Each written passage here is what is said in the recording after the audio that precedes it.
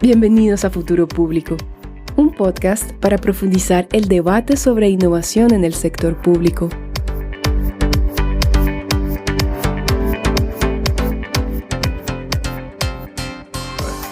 Estamos en un momento histórico donde todo parece sugerir que la tecnología es capaz de solucionar los problemas que nos aquejan como sociedad. En esta dinámica entre personas, tecnología y un entorno cada vez más incierto, ¿cuál es el rol que le toca jugar al Estado? Bienvenidos a un nuevo episodio de Futuro Público. Yo soy Alberto Burst. Y yo soy José Díaz. ¿Qué tal? En el episodio de hoy vamos a conversar con Enzo Lefebvre sobre el sector público y la tecnología, entre el optimismo, la ética y la regulación. Como siempre, este y nuestros episodios pasados los pueden encontrar en futuropublico.org y nos encuentran también en LinkedIn como Futuro Público. Y sin más preámbulo, acá le damos la bienvenida a Enzo. ¿Qué tal, Enzo? ¿Cómo estás? Muchas gracias a ustedes, un placer estar con todos y gracias todavía por la invitación.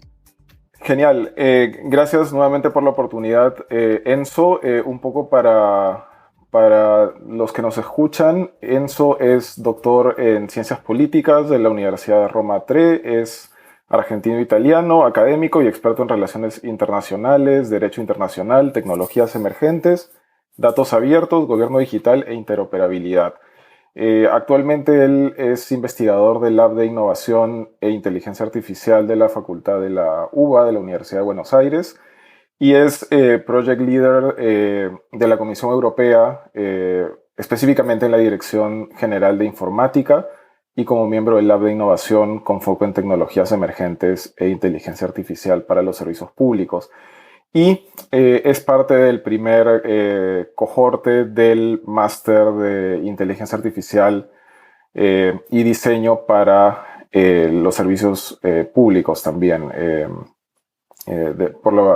por el Politécnico de Milano y el Politécnico de Madrid y Tallinn Technological University. Nuevamente, bienvenido. Mil gracias, un gusto estar con ustedes y enfrentar y encarar a una temática tan importante.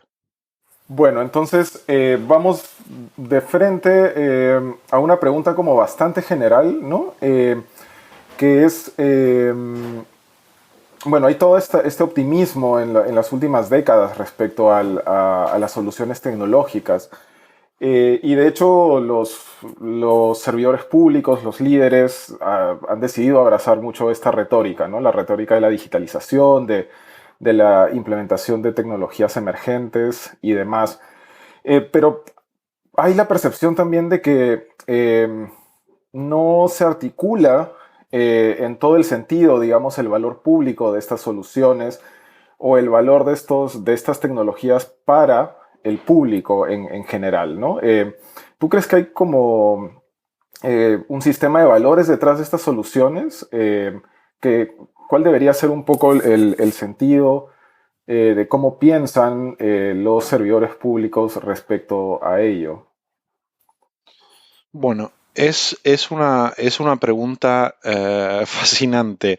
Diría que partimos del hecho que, como bien dijiste vos, hace ya un par de decenas de años que se está dando en el sector público un cambio radical que es el pasaje de una administración en papel o analógica, una administración pública para brindar servicios públicos totalmente analógica, a una situación, la que vivimos ahora, donde pasamos por una idea de construcción de un gobierno inteligente y completamente digitalizado.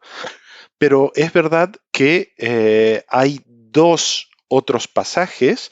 El primero fue el pasaje del gobierno electrónico, que nada más fue digitalizar el papel, y después pasamos a otra siguiente etapa, que es la que están viviendo la mayoría de los estados, que es la etapa del gobierno digital, donde se empezó ya hace más de una década, se empezó a constitucionalizar una reforma global de la burocracia y de cómo se tienen que brindar servicios públicos, partiendo de un eje digital primero, digamos.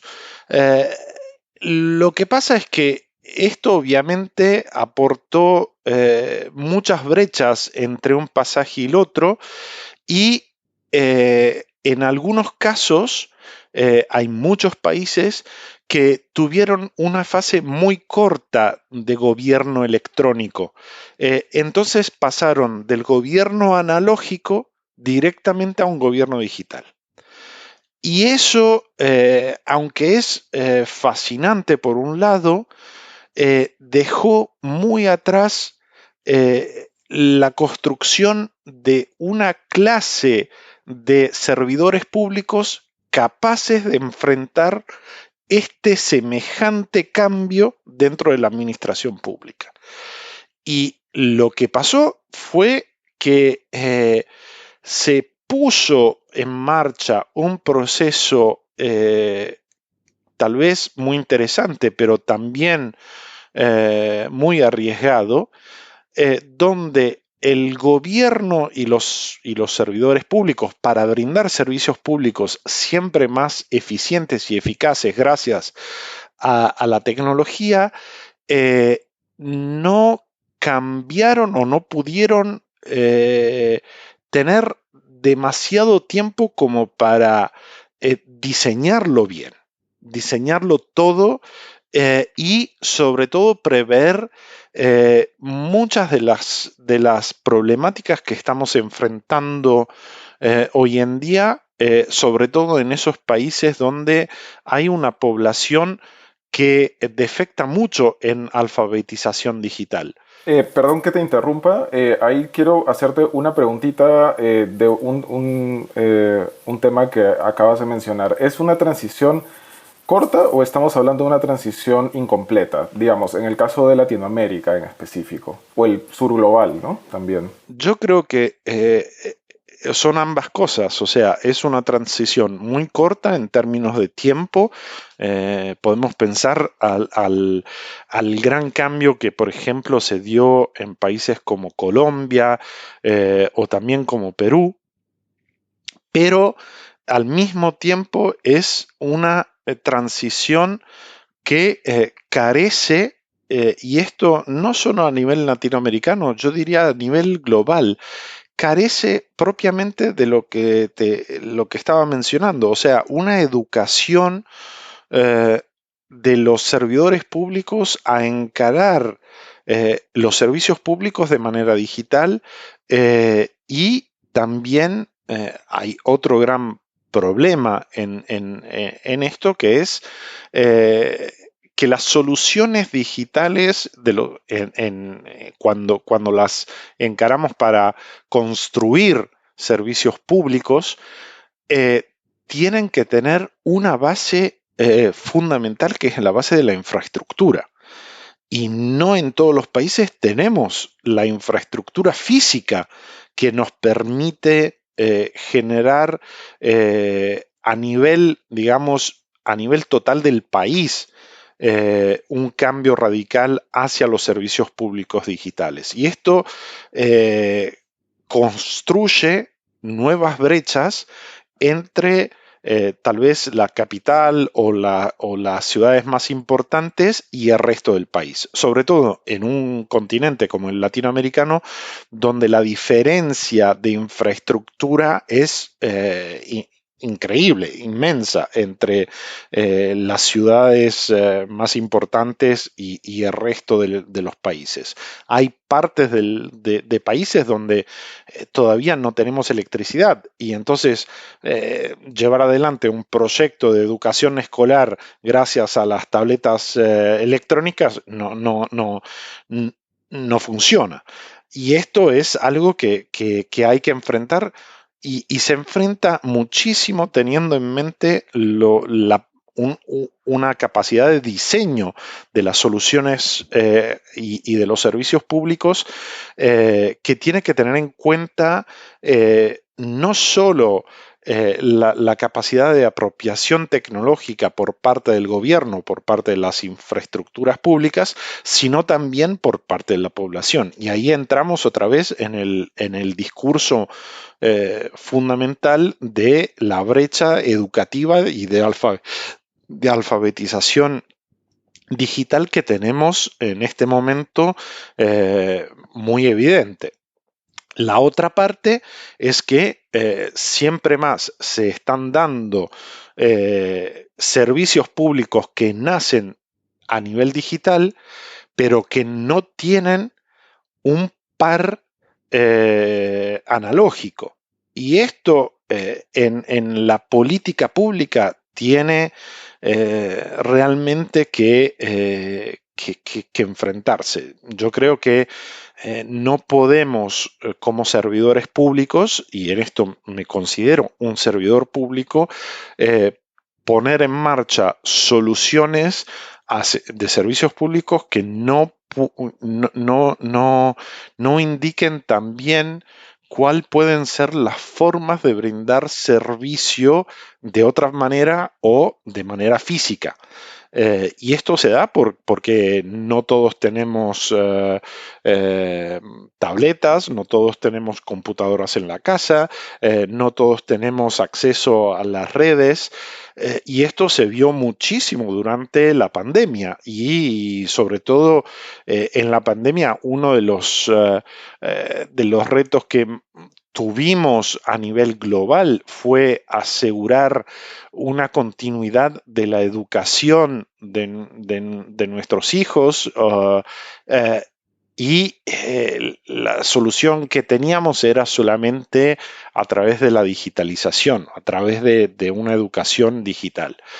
Y bueno, se vio que teníamos miles y miles, millones de niños que no tenían acceso a computadoras, o sea, a la parte hardware del problema, y también que tenían una falta de conectividad importantísima. Y dentro de este problema, uno de los mayores era que los profesores o los enseñantes no tenían la menor idea de cómo funcionaban plataformas digamos, de videoconferencia, como pueden ser las mayores que estamos utilizando hoy en día, digamos, como alternativa a la clase física. Y en este sentido, Enzo, esto va, digamos, en contra un poco de este ímpetu que hay por las soluciones tecnológicas. O sea, es decir, creo que hoy en día se piensa mucho que para todos los problemas hay una solución tecnológica, pero lo que has dicho ahorita es como esas soluciones tecnológicas, si no están bien pensadas, pues pueden efectivamente ir en contra, ¿no? Generar más brechas, pueden acentuar problemas que vienen jalados, digamos, desde décadas atrás o de la estructura en general de los países. ¿Cómo equilibramos un poco, informamos y equilibramos lo que realmente funciona con lo que capaz no? ¿Cómo también vendes que algo analógico o algo in situ todavía puede funcionar? Si se cree mucho que pues, la tecnología es todo y tenemos que movernos en esa dirección. Bueno, aquí hay dos problemas simultáneos. La primera es la parte de la tecnología. La tecnología fue desarrollada y controlada más bien por el mercado privado y hasta hoy la mayoría de las soluciones tecnológicas han avanzado solamente gracias al ímpetu y al impulso del desarrollo de soluciones creadas por el privado. Y entonces hubo una gobernanza de la tecnología que no estaba en la mano del público. Y esto se dio muchísimo con esta nueva fase de aliento de la inteligencia artificial que a partir del 2017 o un poco antes empezó a encararse por parte del sector público a entender bien cómo la tecnología tenía que responder no solo a las necesidades del mercado, sino también a las necesidades de la sociedad.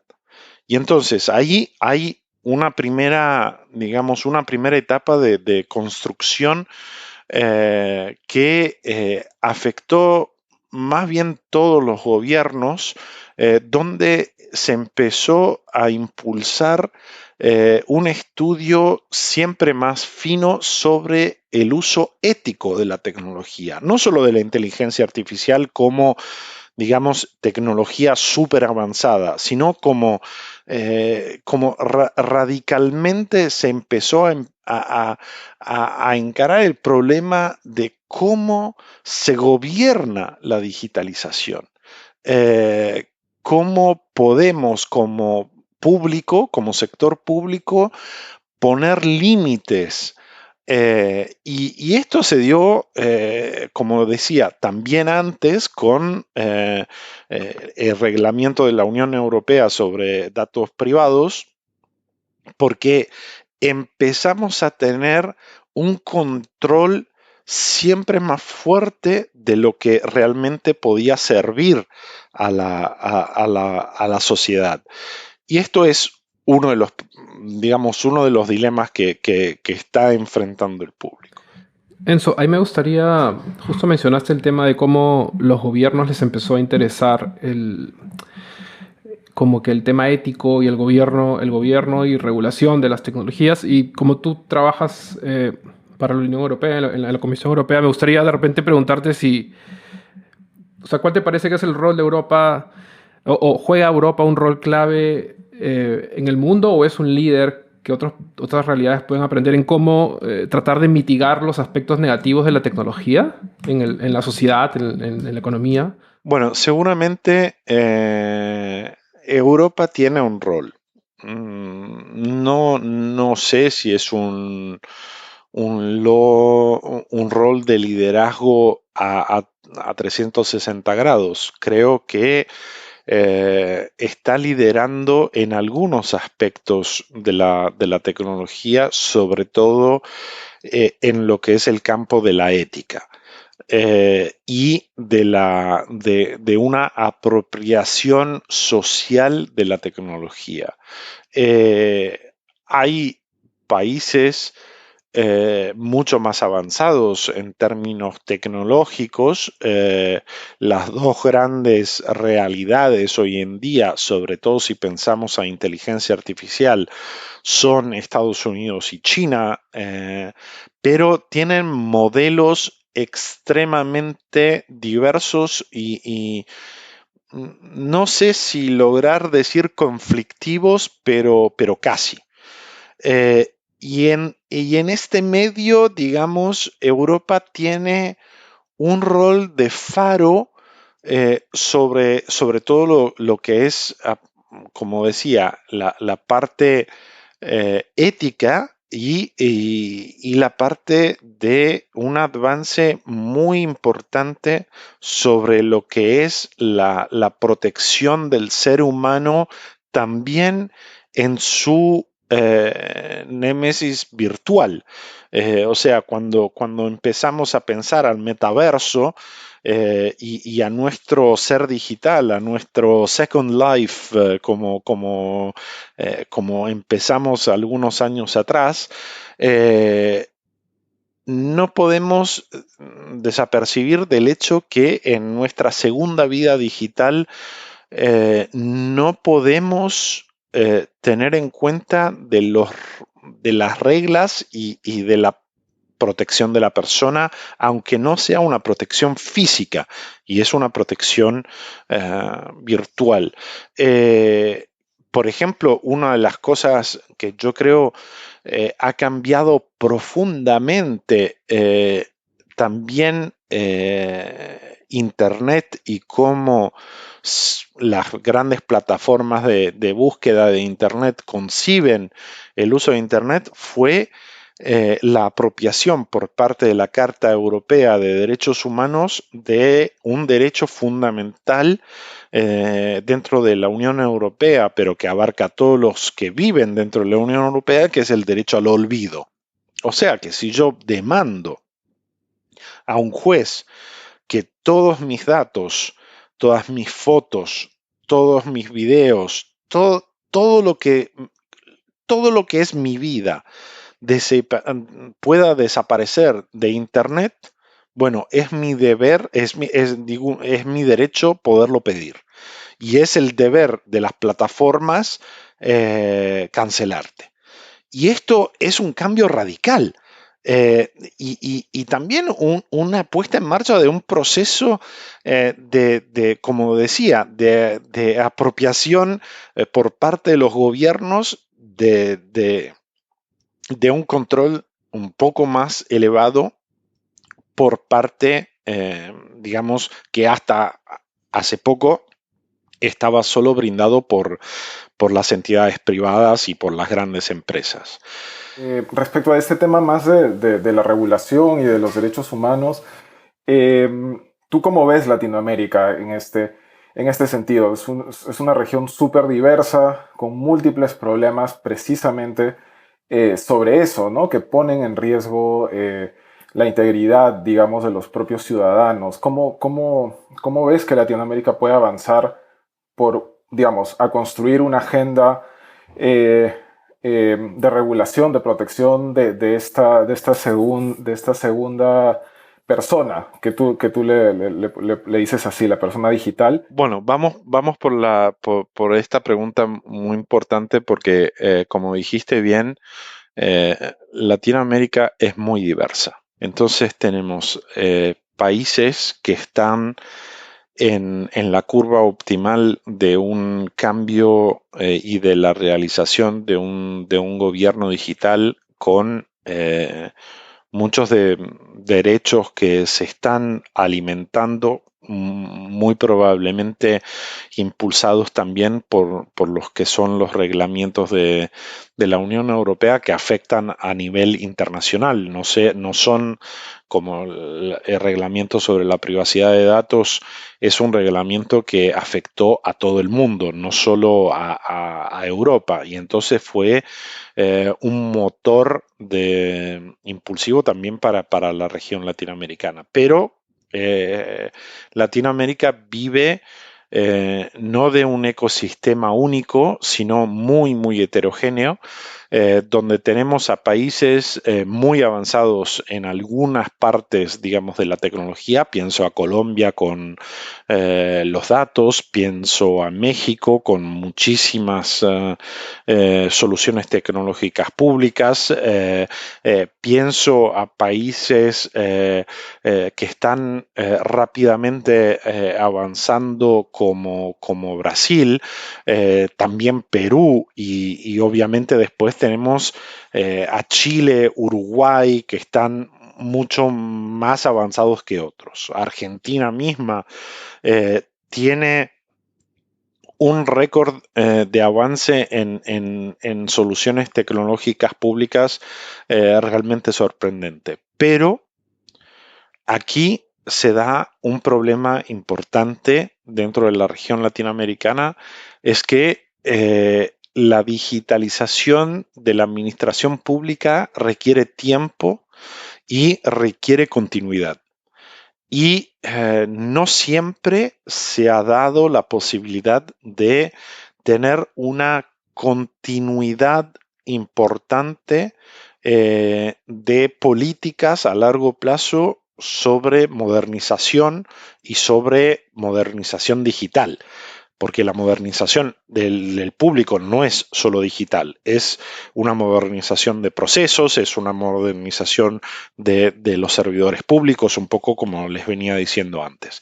Así que ahí tenemos el gran problema también de necesidad dentro del continente latinoamericano de crear ecosistemas que sean no solo nacionales, pero que y ahí hay un gran problema, porque como les venía diciendo, a nivel nacional nosotros tenemos enormes brechas entre ciudades y resto del país, en términos educativos, en términos de servicios públicos generalistas y de conectividad y de servicios públicos, digamos, siempre más enderezados a lo que es la necesidad del usuario final personal. Y esto es la última fase digamos, del proceso que les venía hablando antes, del gobierno electrónico al gobierno inteligente.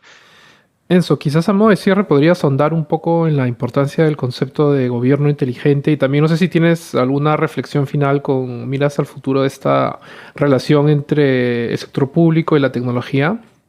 El gobierno inteligente, y es lo que se está experimentando en muchos países ya de Europa, con experimentos, no realidades, solo experimentos, pero donde el gobierno avanza lo que vos necesitas. Quiere decir que pone en marcha un proceso donde yo le comunico, por ejemplo, a mi gobierno que voy a tener un hijo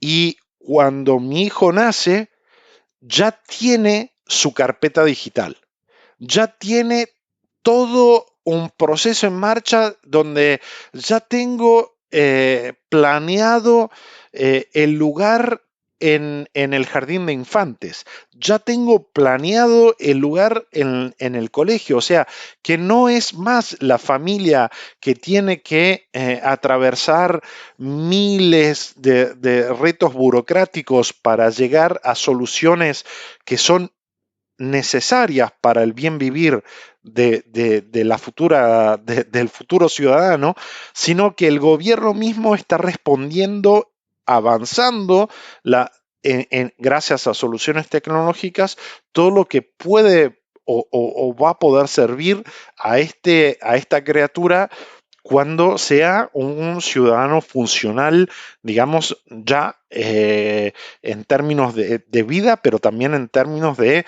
ser un ser humano que logra pensar, hacer y soñar soluciones para su futuro. Genial, Enzo, muchas gracias. Gracias a ustedes para invitarme a Futuro Público y un gusto seguir escuchándolos en las próximas entrevistas. Bueno, gracias Enzo por esta sesión. Amigos, no se olviden que nos pueden encontrar nuevamente como Futuro Público en LinkedIn y todos nuestros episodios, incluyendo este, lo encuentran en nuestra web futuropublico.org. Así es, y con eso concluimos el episodio de hoy. Gracias por escucharnos hasta este punto y nada, cuídense, un abrazo fuerte. Chao. Gracias, chao.